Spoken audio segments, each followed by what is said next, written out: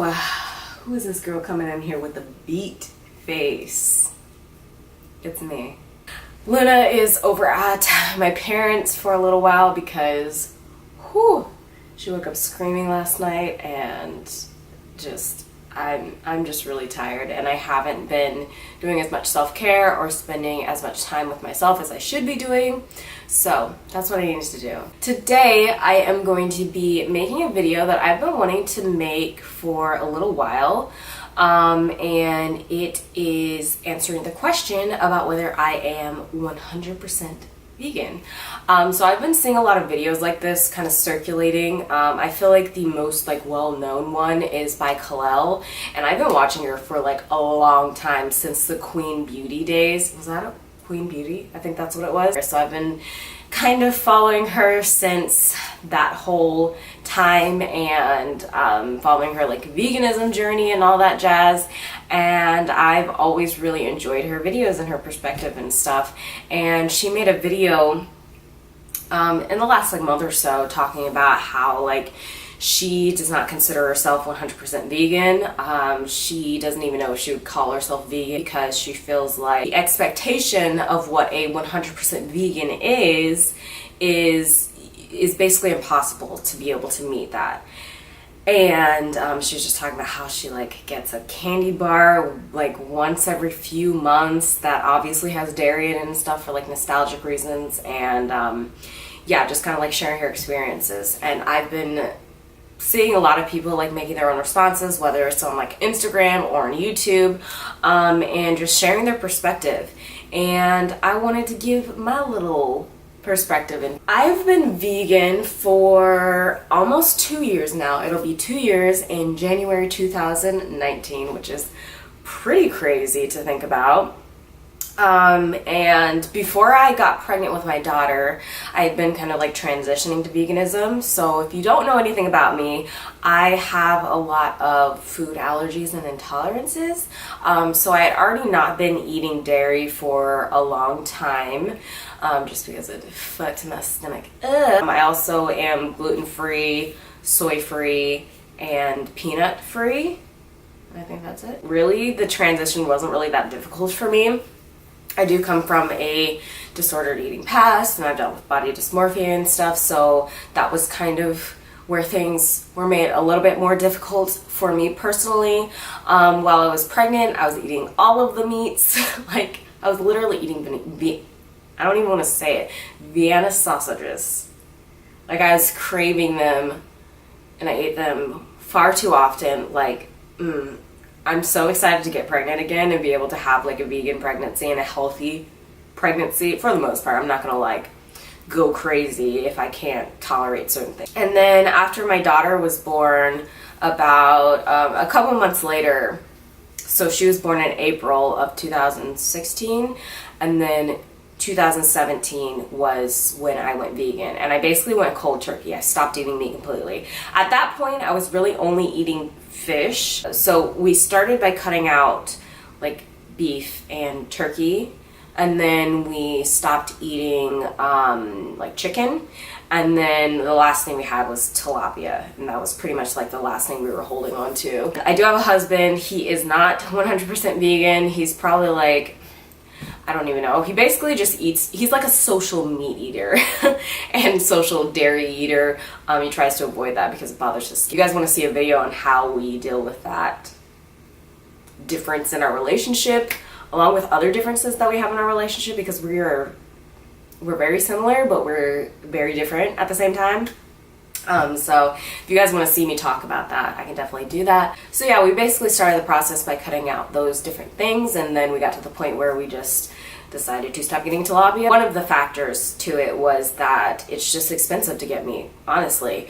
When people say that veganism is expensive, it depends on the type of diet that you are desiring to have. If you're wanting to be a fancy vegan, it's gonna be expensive. If you're wanting to be have a lot of junk food and a lot of snacks and stuff, it's gonna be expensive. But if you wanna be a very basic whole foods, plant-based vegan, then it's really not that expensive. I've never been a person that really liked animals. I never really cared about them when I was younger, and I think that comes a lot from my parents, like we had a dog like twice, and I freaking was in love with my little Chihuahua. He was the sweetest thing in the entire world, but we weren't really big animal people. Like we didn't really grow up with pets or anything like that, so I kind of was raised with that perspective, and I was raised in a very religious family, so the thought process and mindset was that animals are here for us. We have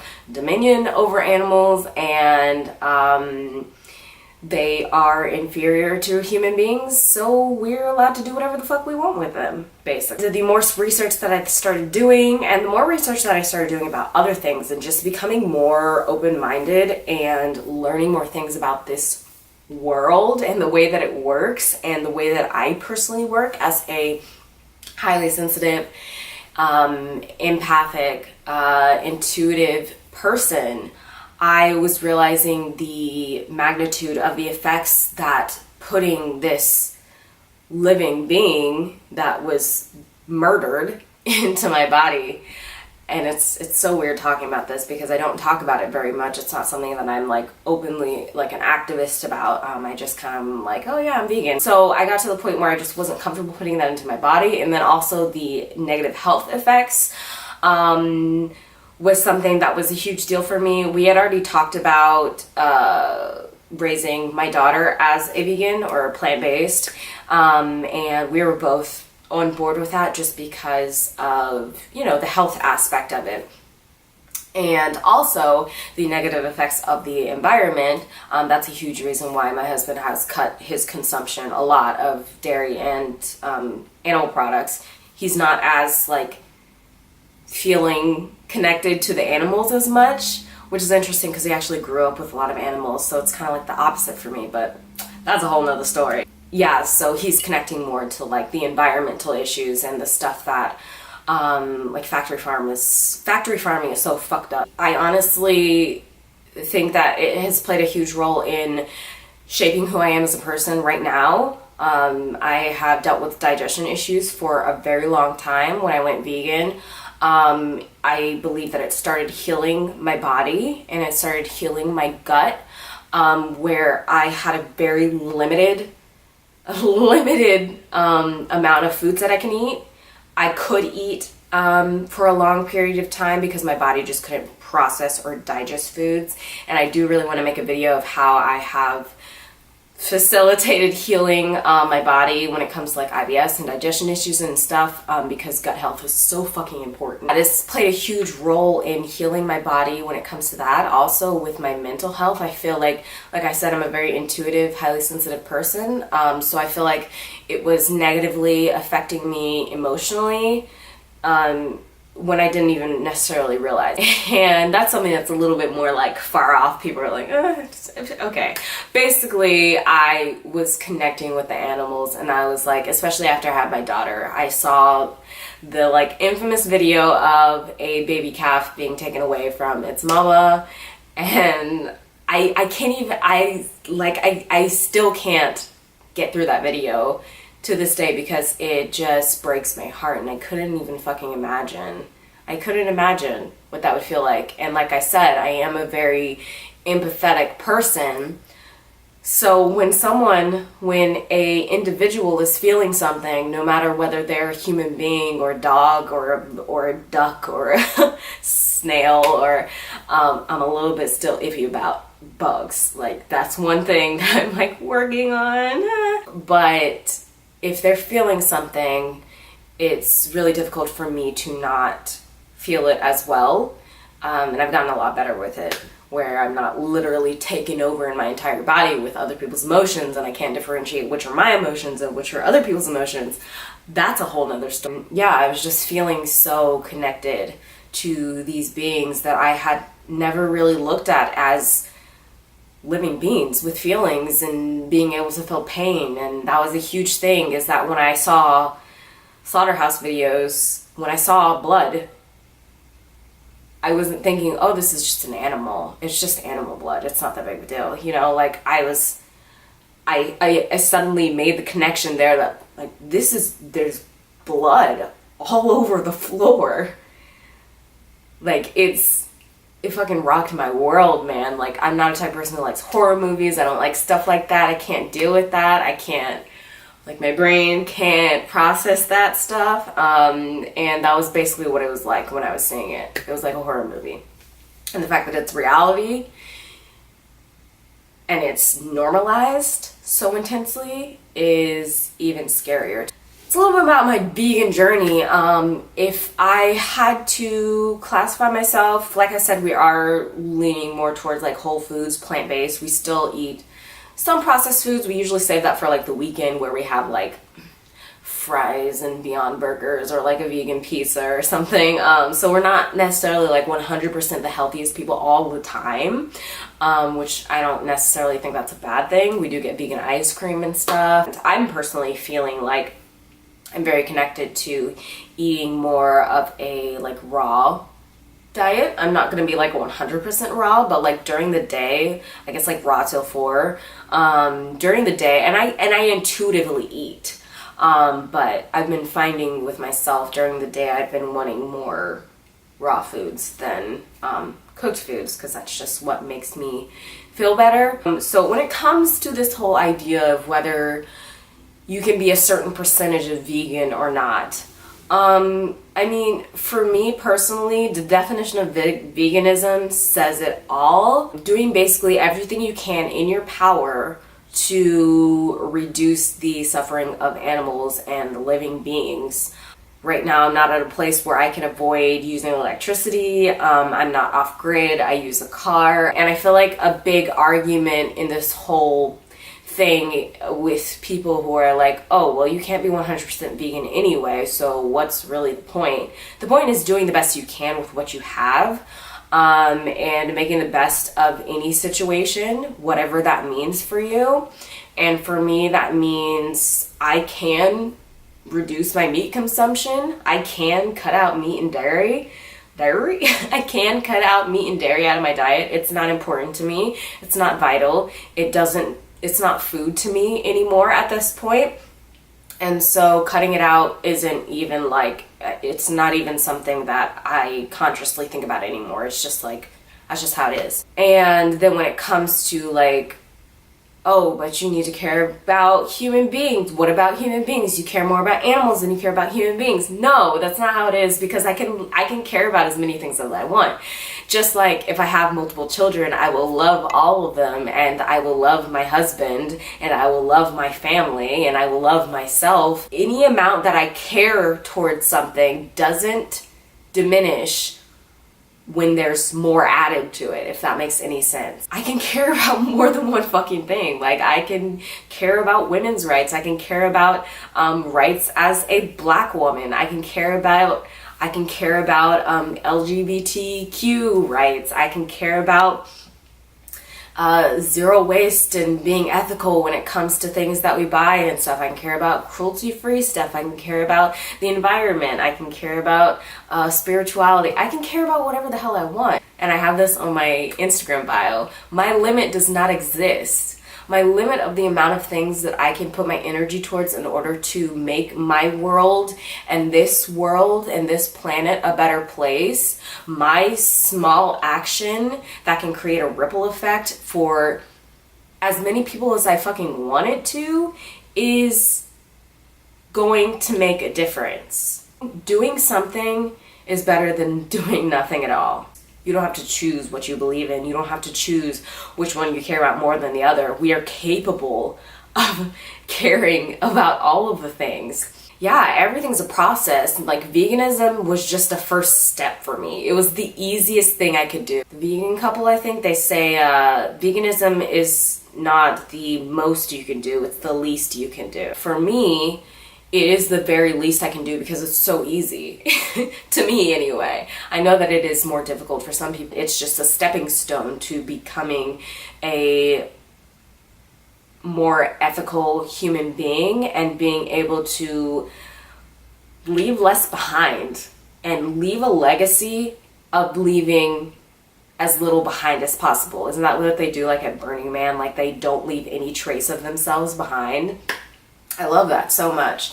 And it's so important because we are literally every day, like, they're building some I don't even know what they're building over there where I live, and it's literally, they're just knocking down trees, and it makes me so sad because those are life, and they are life-giving, and they give us life. It blows my mind, but I am definitely on the journey to being more zero waste. It is my goal once we move into our own home.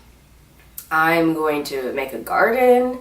I am going to grow my own food. I'm going to start more bulk shopping. I'm just going to, and I'm already starting to do that. I've been remembering my reusable bags at the store, which was pretty big for me because I was totally forgetting it for a long time. I'm starting to get away from using one-use things, using things like plastic, avoiding places that do that type of thing and that aren't mindful of the environment and the impact that we as human beings have on this environment. Everybody has to start at their own place. Like, there's some people that start with like zero waste. There's some people that start with like ethical, fair trade, sustainable like shopping for clothes and stuff. And I'm getting to that point too. Like, I've always really shopped at like thrift stores and stuff, but I still do shop at like fast fashion, H&M, like Forever 21 and stuff like that.